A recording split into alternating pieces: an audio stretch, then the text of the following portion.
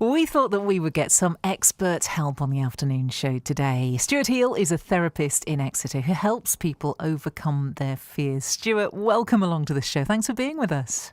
You're welcome. Thanks for inviting me. Really excited to talk about this. Well, a bigger day today, of course, National Face Your Fears Day. Why do you feel it's so important that we do that?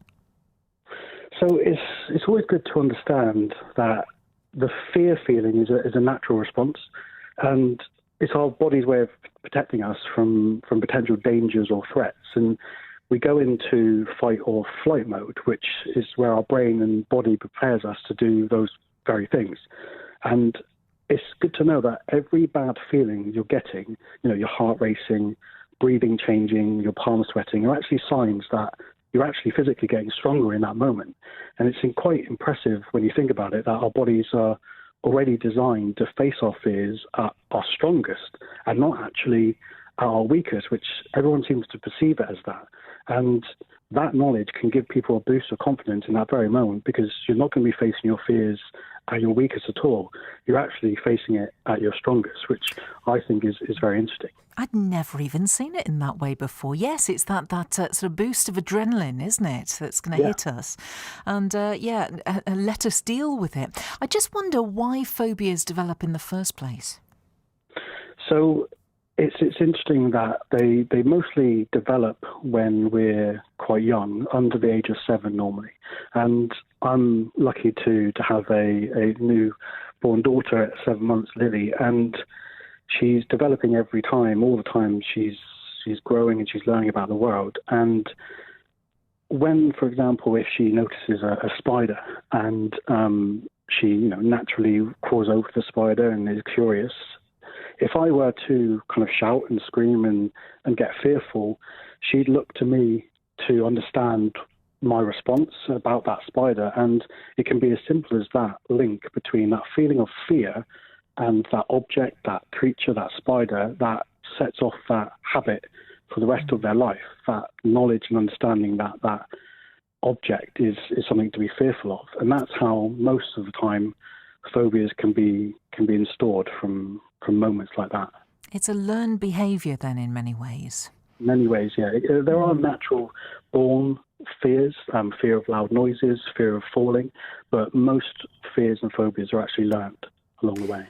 I'm really trying to place my own phobias into that. And I don't have any serious problems, but I do remember very well when my brother used to throw crabs at me when we were on the beach years ago, and I've never liked them. I don't even like looking at pictures of them. It's not one of those phobias that's a big issue, because you very rarely come across a crab in everyday life, do you? Yeah, but I guess that was it. It was the very fact that he was using it as a threat. Sure, exactly. And your brain and body would have perceived it as that, installed that learned behaviour, so that now even just a picture of a crab, you get that feeling probably in your stomach or chest. And it's about how to deal with that and remove it, which I find interesting. And obviously that's what I do to help people. I want to get onto that in just a moment. How do we know, though, that it is a phobia? There must be degrees of severity here. I often get asked that, do I have a fear or do I have a phobia? And I've got a simple way of finding that out. And it is this, is if I were to say to you, I've got £1 million in a suitcase, you can have that, but you have to be in a room with your phobia for 1 hour. Would you be in that room? After that hour, you'd get your money. Would you do it? If you say, well, actually, for £1 million, definitely, I'd probably be in that room. That's fine. I'd maybe hold one.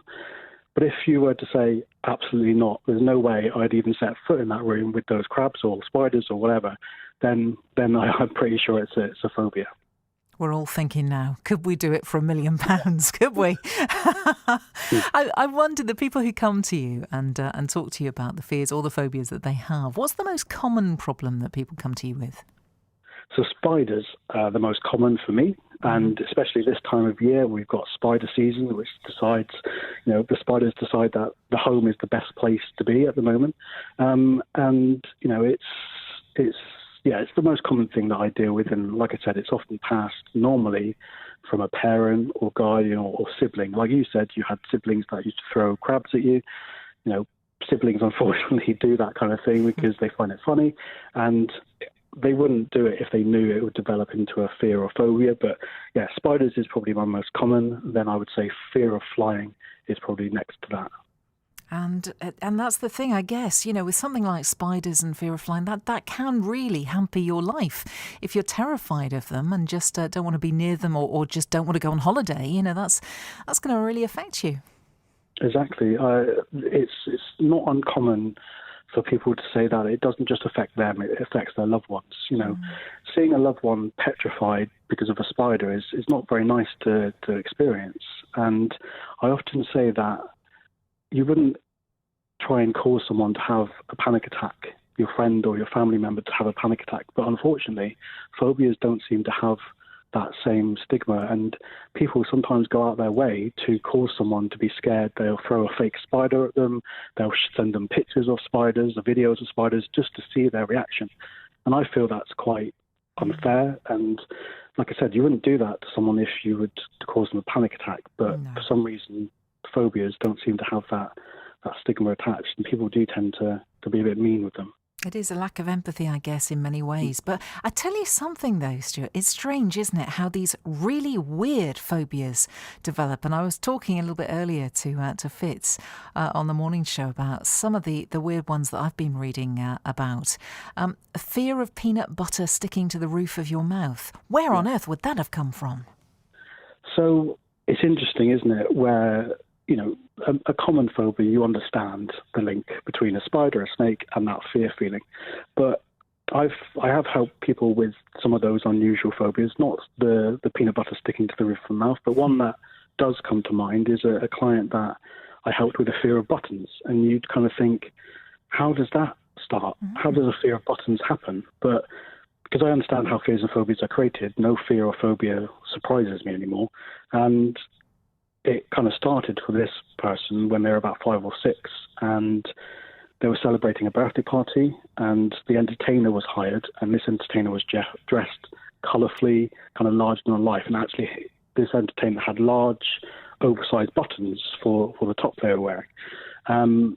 And apparently at one point, this entertainer went up to this little girl to say hello, and this little girl got so scared, perhaps because it was a stranger, who knows, but at this point in time, the brain, still learning, decided, right, what in this situation, what can I see that is causing this fear?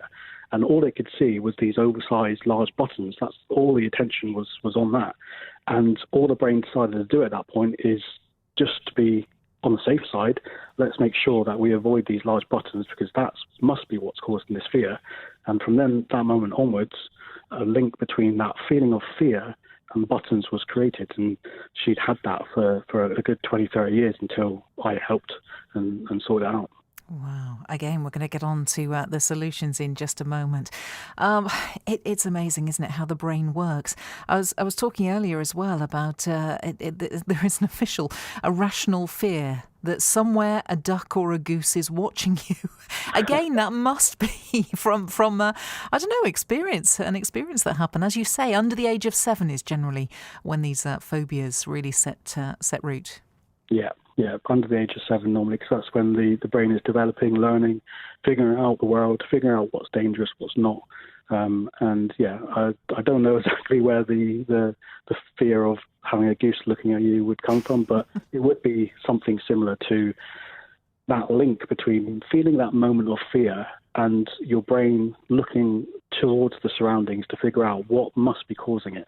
And perhaps at that point in time, there was a duck or a goose in the vicinity, and the brain just said, right, that must be it. I'll link that and store that away for future. And if we come across one of those things again, I'm going to feel that fear. We've been looking them up. Weird things. Fear of belly buttons is one. Fear of the colour yellow. Fear of money. Fear of numbers. This is a particularly difficult one. Fear of phobias. That is actually a thing. Yeah, I've not come across that myself, and I'm not quite sure where that would come from. Perhaps it's just the worry that you're going to get a phobia and not wanting to get a phobia. And often the more we focus on something, the more we think about something, it starts to take over our thought process and our thinking. And perhaps that's where that would start. The worry, the anxiety, I don't want to get a phobia because I've seen all these people on TV having these fears and phobias. I definitely don't want one. And perhaps that's where that starts. Fascinating, really. As we say, the human brain is a strange thing. How do you help then, Stuart, people get over their fears? What's the process? Without giving too much away, I guess. Of course, yeah. So I use a combination of different techniques. So hypnotherapy, which is the use of hypnosis to get therapeutic results. It's always closed stuff, like you might be familiar with on TV and films and things like that. But what I also like to call waking hypnosis, where you have your eyes open and it'll be almost like having a conversation where things start to shift and change. But what's important to understand, however, that my clients are always in control. They'll never do or say anything they don't want to do or say. It's not like you do see on movies. No one's going to be dancing around their living room like a chicken or singing like Elvis or anything like that, unless they want to, which I can help with, but it's not normally part of my process. Okay. But the way I work is that I speak directly to that part within that person that's running that behaviour. It's often not a conscious problem that runs on logic. If I was to say to someone, the spider is just as scared as you are of the spider, which is something that arachnophobias people always hear, you can understand that logically. You know, spiders in this country don't really, they're not venomous or anything like that. So logic, you can use logic, but that doesn't normally solve it. It's not a logical problem. It's in a place deeper than that. It's in that part of the brain that runs the automatic behaviors. So I use hypnosis to speak to that part and basically say, you've been running this behavior for so long, you've been doing an amazing job of protecting this person, but it's no longer what's good for them. It's no longer what's good for their mental health, their physical health, to feel this intense feeling of fear anymore. It's about having that conversation, using hypnosis with that part, and actually getting answers back through the imagination, imagery, or even physical movements, so that I can start to get a real understanding of this part and what it feels like it needs to do, and just get that part to change its old habits. It's obviously a bit more complex than that, but as an overview, that's kind of how I do it. And once it's resolved, you know, today is Face Your Fears Day, but once it's actually resolved, facing your fear is no longer an issue because it's no longer a fear. You're just normal, and you can go about your day normally, and nothing, you know, will bother you anymore in terms of the spider or the snakes or going on a plane. And this will be for life. You know, you will have solved that for life, will you? Majority, yes. But I do, so the way I work is I offer, if it ever comes back within 2 years and my clients aren't able to resolve it themselves, I give people the tools and techniques to actually fix not only this issue if it ever comes back, but any other issue that makes them feel any of the negative feeling inside or in their stomach or chest. So it's like that saying, if you give someone a fish, they'll eat for the day, but if you teach them how to fish, they're set up for life. I like to set my clients up for life. But if within 2 years it ever does come back and they can't sort it out themselves, I'll get back in touch and do another session or two for free. You were saying earlier how we have reinforced these phobias, haven't we, in everyday life, you know, as we move through life. And I was interested to see on your website, you said that, you know, the stronger you feel about a phobia or something that's frightening you, the easier you find to reverse it. Yeah, it's just what I found from dealing with clients with phobias, and for whatever reason that is, I feel it's because if your imagination is so powerful that you can just think of your phobia and not be in that situation, not be around a spider, a snake, or anything like that, if you can feel that intense feeling, like when you said you think about crabs, you probably get that feeling in your stomach or chest. So if you can do that, it means your imagination is powerful enough to manifest quite an intense feeling on command without there being any spider or snake or crab around. So that shows me that you've got a good imagination, especially in relation to this phobia. And I use that to my advantage. I use your imagination to start to shift things, start to change things, start to, you know, play around with that feeling and start to get rid of it. And for me, someone that can feel their fear without being in that fearful situation, I don't recall the last time I wasn't able to help someone with their fear when they were able to do that. So that's one of the things I look for when I look to work with someone.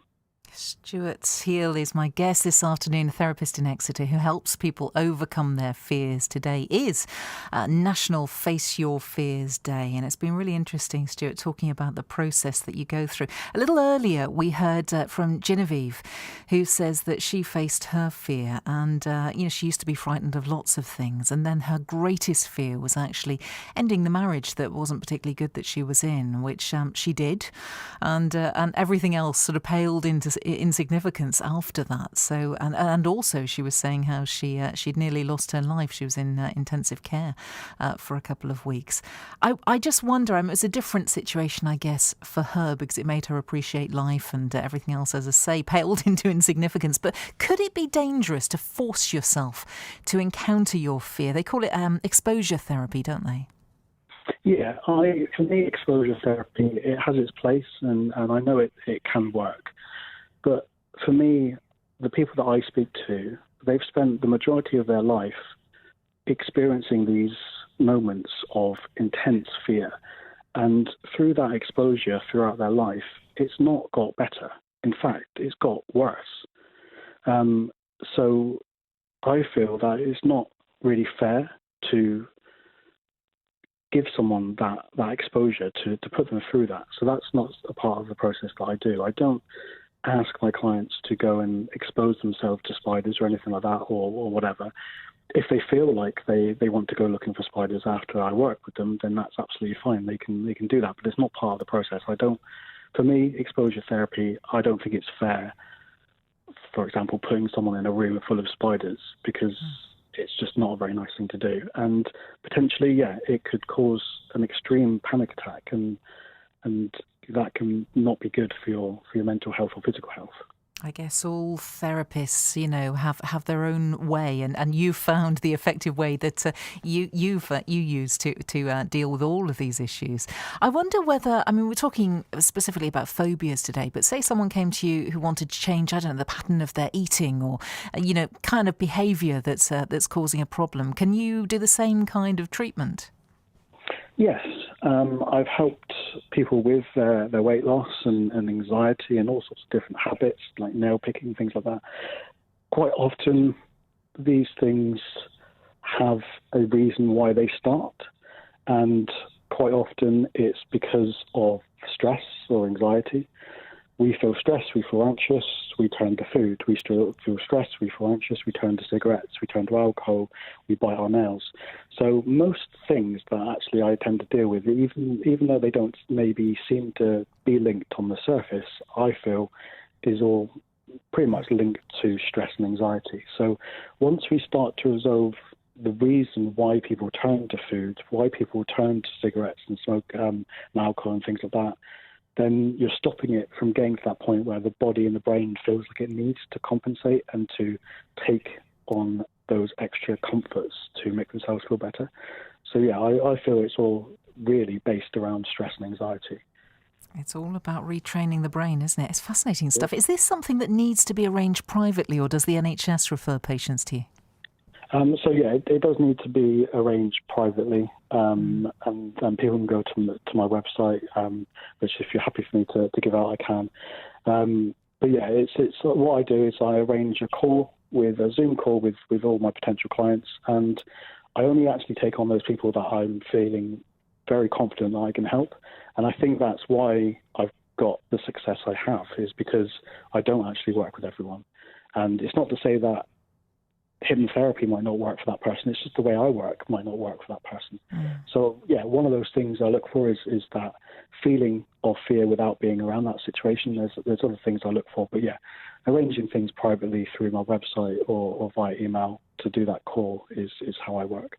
And it's great to hear that there's help available out there. I've got your websites here, and I've had a good old read about different phobias and the way that you treat it, which is fascinating. It's healhypnotherapy.com, and there's a little section on phobias. Stuart, it's been fascinating today chatting to you. Thank you so much for your time. You're welcome. You can also go to thephobiasolution.com. It's a little bit easier to remember, and that will link to my website as well. Wonderful stuff. I'll let you get away and treat a few more patients, all right? Thanks. Thank you. It's great to speak. Stuart Heale there, a therapist in Exeter.